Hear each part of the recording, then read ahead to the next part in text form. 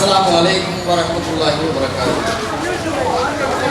إن الحمد لله ونحمده ونستعينه ونستغفره ونعوذ بالله من شرور أنفسنا ومن سيئات أعمالنا من يهدي الله فلا مضل له ومن يضلل فلا هادي له وأشهد أن لا إله إلا الله وأشهد أن محمدا عبده ورسوله أما بعد ربي اشرح لي صدري ويسر لي امري واحلل عقدة من لساني يفقهوا قولي. கண்ணியத்திற்குரிய எல்லாமல்ல அல்லாஹ் சுப்ஹானஹு வ தஆலா நல்லடியார்களே, சகோதர சகோதரிகளே, தாய்மார்களே, பெரியவர்களே, எல்லாமல்ல ஏக இறைவனினுடைய அன்பும் அருளும் இரட்சா கருணையும் உங்கள் மீதும் என் மீதும் என்றென்றும் நின்று நிலவட்டுமாக என்ற பிரார்த்தனையோடு ஆரம்பம் செய்கிறேன். கண்ணியத்திற்குரிய சகோதர சகோதரிகளே, தமிழ்நாடு தௌஹீத் ஜமாத் திருவள்ளூர் மேற்கு மாவட்டம் பூந்தமல்லி கண்டோன்மெண்ட் கிளை சார்பாக இந்த விழிப்புணர்வு கூட்டமானது ஏற்பாடு செய்யப்பட்டிருக்கிறார்கள். இதிலே பல தலைப்புகளில் பல்வேறு விதமான சகோதரர்கள் உரையாற்ற இருக்கிறார்கள். பல பல்சுவை நிகழ்ச்சிகள் இருக்கிறது, நாடகம் இருக்கிறது, இப்படியாக பல நிகழ்ச்சிகளை தொகுத்து நாம் வழங்கியிருக்கிறோம். அதில் முதலாவதாக தமிழ்நாடு தௌஹீத் ஜமாத் என்று சொல்லக்கூடிய இந்த பேர் இயக்கமானது பல்வேறு விதமான சமுதாய பணிகளையும் இஸ்லாத்தை மக்களுக்கு அதன் தூய வடிவில் எடுத்துச் சொல்லக்கூடிய விதமாகவும் தமிழ்நாடு தௌஹீத் ஜமாத்தினுடைய அரும்பணிகள் என்ற தலைப்பின் கீழாக சிலவற்றை நாங்கள் சொல்வதற்கு கடமைப்பட்டிருக்கிறோம். இந்த தமிழ்நாடு தௌஹீத் ஜமாத் என்று சொன்னால் 2003 ஆண்டு காலத்தில் 2003ஆம் ஆண்டு இந்த அமைப்பானது தோற்றுவிக்கப்பட்டு இந்த அமைப்பை உருவாக்கப்பட்டு ஏறத்தாழ 20 ஆண்டுகளுக்கு மேலாக இன்றைக்கு தமிழகத்தில் இஸ்லாமிய பிரச்சாரத்தை அதன் தூய வடிவில் மக்களுக்கு கொண்டு செல்லக்கூடிய ஒரு விதமாக இன்றைக்கும் களத்தில் நின்று தங்களுடைய பணிகளை செலுத்தி கொண்டிருக்கிறார்கள். அதில் எண்ணற்ற ஏராளமான பணிகள் இன்றைக்கு நாங்கள் செய்து கொண்டிருக்கிறோம். எப்படியெல்லாம் பணிகளை நாங்கள் அமைத்திருக்கிறோம்? மக்களுக்கு இந்த இஸ்லாத்தினை, இந்த மார்க்கத்தை அதன் தூய வடிவில் எடுத்துச் சொல்வதற்காக, தாவா களத்தை மேம்படுத்துவதற்காக பல்வேறு விதமான நிகழ்வுகளை நாங்கள் அரங்கேற்றப்பட்டு கொண்டிருக்கிறோம். தாவா சென்டர்கள், இஸ்லாமிய கேள்விகளுக்கு அவர்களுக்கு பதிலளிக்கக்கூடிய வகையில் இஸ்லாமிய மார்க்கத்தில் இருக்கக்கூடிய விஷயத்தை மக்களுக்கு தெளிவுபடுத்துவதற்காக புத்தகங்கள் அமைத்து விளக்கங்கள் எழுதப்பட்டு மக்களுக்கு விநியோகித்துக் கொண்டிருக்கிறோம். அதோடு மட்டுமல்லாமல் ஒடுக்கப்பட்ட நசுக்கப்பட்ட சமுதாயமாக இருக்கக்கூடியவர்களுக்கு குரல் கொடுக்கின்ற வகையிலும் நீதியை நிலைநாட்டக்கூடிய சரியான வடிவத்திலே எது நீதி என்று சொல்லப்படுவதற்காக நடுநிலை சமுதாயம் என்ற வார இதழை, பத்திரிகையை மக்களுக்கு நாங்கள் விநியோகித்துக் கொண்டிருக்கிறோம். மாதந்தோறும் சத்திய முழக்கம் என்று சொல்லக்கூடிய ஒரு புத்தகத்தை இஸ்லாமிய மார்க்கம் சார்ந்த உரைகளோடு, பல கட்டுரைகளோடு, அதனோடு இருக்கக்கூடிய ஆதாரங்களோடு மக்களுக்கு செலுத்தி கொண்டிருக்கிறோம், வழங்கி கொண்டிருக்கிறோம். இது மட்டுமல்லாமல் எண்ணற்ற ஏராளமான செய்திகளை மக்களுக்கு களப்பணிகளிலே செயலாற்றி சொல்லிக் கொண்டிருக்கிறோம். முதியோர் இல்லங்களை நிறுவப்பட்டு முதியோர் இல்லங்களை நடத்தி கொண்டிருக்கிறோம். சிறுவர்களை ஆதரித்து சிறுவர் இல்லம் என்று நடத்தி கொண்டிருக்கிறோம். இஸ்லாமிய இளைஞர்களை சரியான கல்வி நோக்கோடு கொண்டு செல்ல வேண்டும் என்று இஸ்லாமிய கல்லூரிகளை நிர்வகித்துக் கொண்டிருக்கிறோம். அவர்களுக்கு எடுத்துச் சொல்லக்கூடிய பல்வேறு விதமான இஸ்லாமிய கல்லூரிகளிலே பாடத்திட்டங்களை வழங்கி கொண்டிருக்கிறோம். ஆண்களை இன்றைக்கு குறிப்பாக இஸ்லாமிய மார்க்க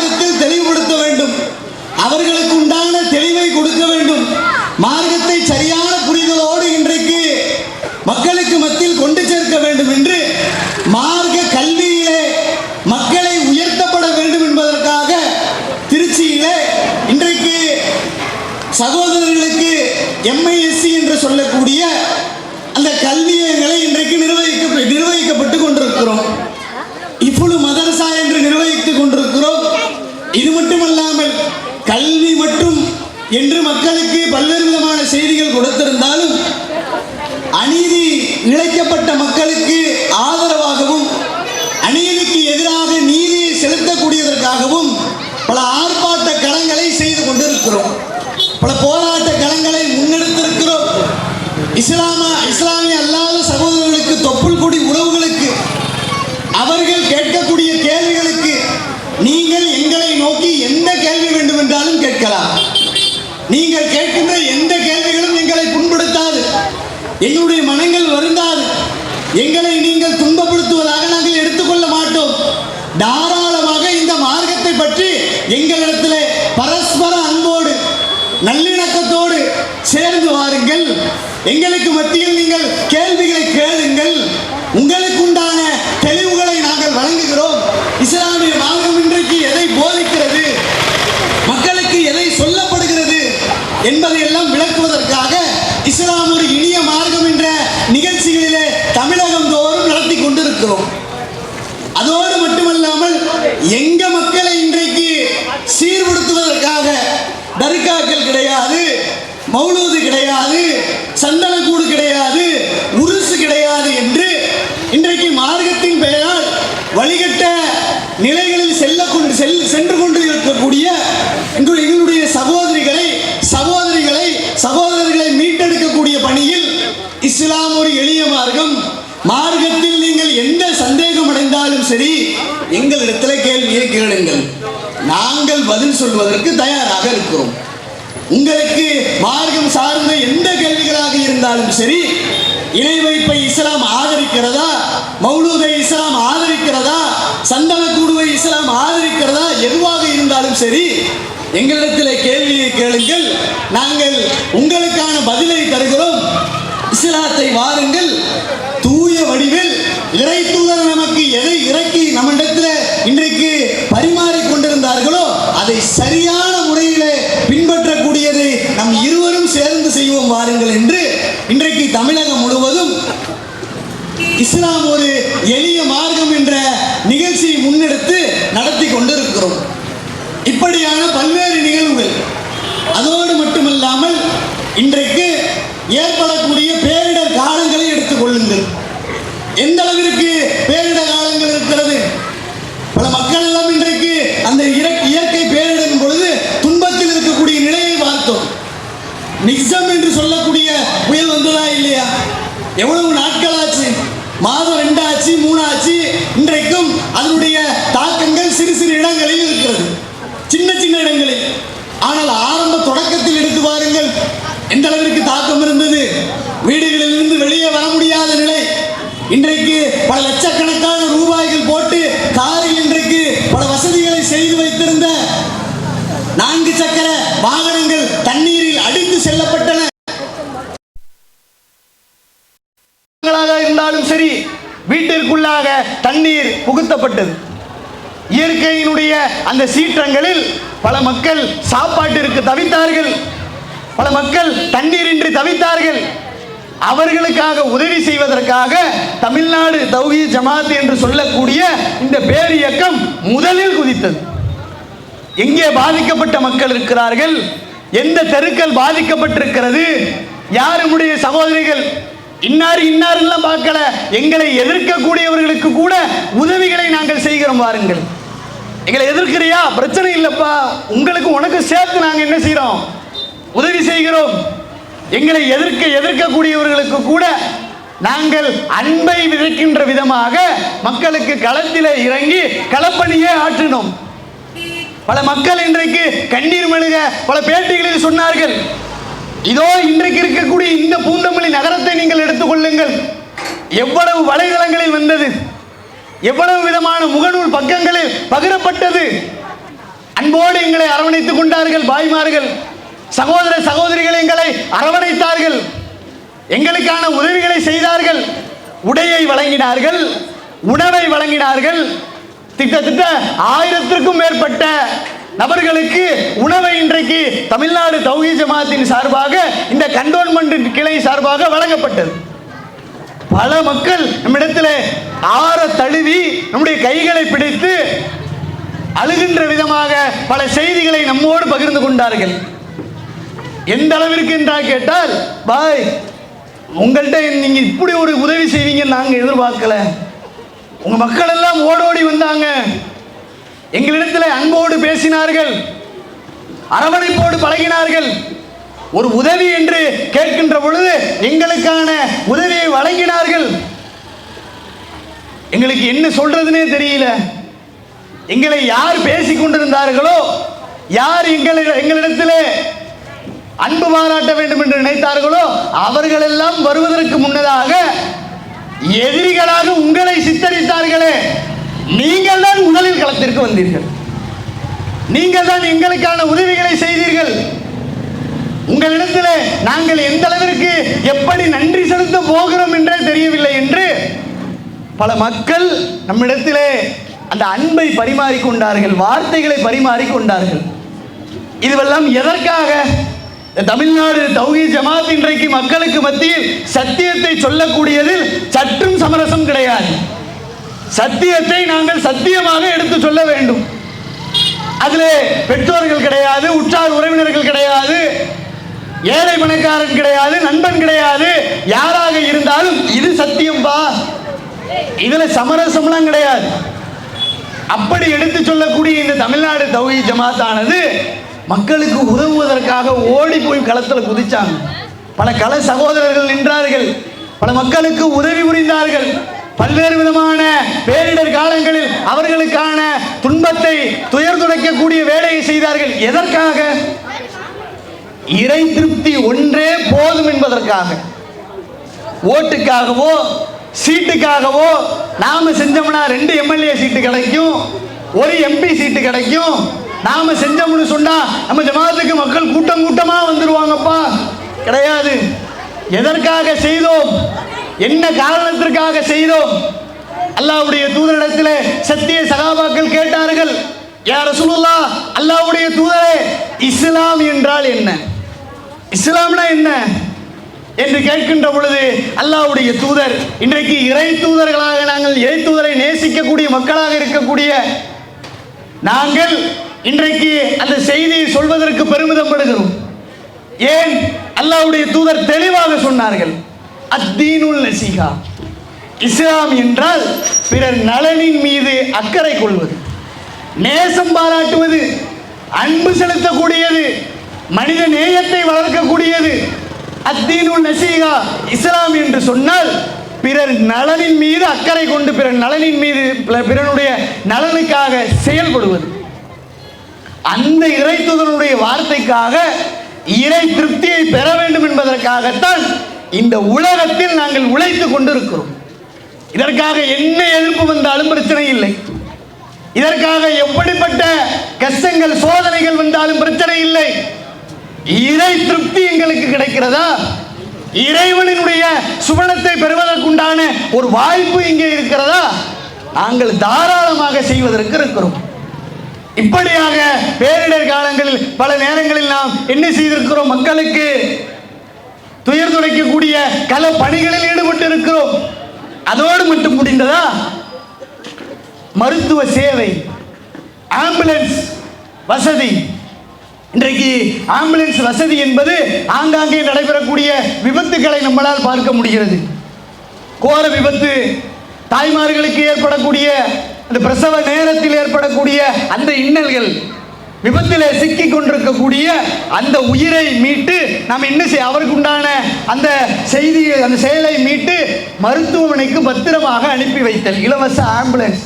இந்த ஆம்புலன்ஸ் என்பது சேவையை நாம் செய்திருக்கிறோம். இந்த ஆம்புலன்ஸ் சேவையோடு சேர்த்து மருத்துவ முகாம்களை ஆங்காங்கே நடத்தி கொண்டிருக்கிறோம். தமிழகம் முழுவதும் நூற்றுக்கணக்கான முகாம்கள் நடந்து கொண்டிருக்கிறது. எந்த அளவிற்கு தெரியுமா? சமீபத்தில் நம்மிடத்தில் ஒரு அரசு மருத்துவமனை கோரிக்கை வைத்தார்கள்.